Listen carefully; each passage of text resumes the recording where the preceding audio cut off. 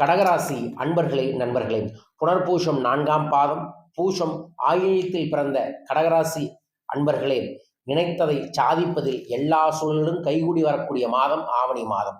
8இல் சஞ்சரித்து வந்த சனி பகவான் வக்கிரம் அடைந்திருப்பதுடன் அஷ்டமஸ்தானத்தில் சஞ்சரிக்கும் ராகுவிற்கு விரய குருவின் பார்வை கிடைப்பதால் முடங்கி கிடந்த முயற்சிகள் இப்போது வெற்றி பெறும்.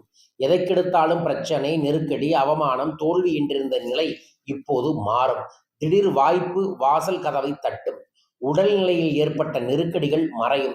தைரிய வீரிய ஸ்தானத்தில் பூமிக்காரனாய் செவ்வாய் சஞ்சரிப்பதால் எடுக்கும் முயற்சிகள் வெற்றியாகும். தைரியமும் தன்னம்பிக்கையும் அபரிதமாக இருக்கும். வெளியூர் வெளிவட்டாரத்திலிருந்து எதிர்பாராத உதவியும் எதிர்பாராத பணவரவும் நிச்சயம் உண்டு. அரசியல்வாதிகளுக்கு செல்வாக்குகள் உயரும். தலைமையின் வியாபாரம், தொழில் முன்னேற்றம் உங்கள் தலைமையில் மிகச் சிறப்பாக எதிர்பார்க்கக்கூடிய சூழல் உண்டு. எதிர்ப்பாளர்கள் மூலமாக ஆதாயம் நிச்சயம் கிடைக்கும்.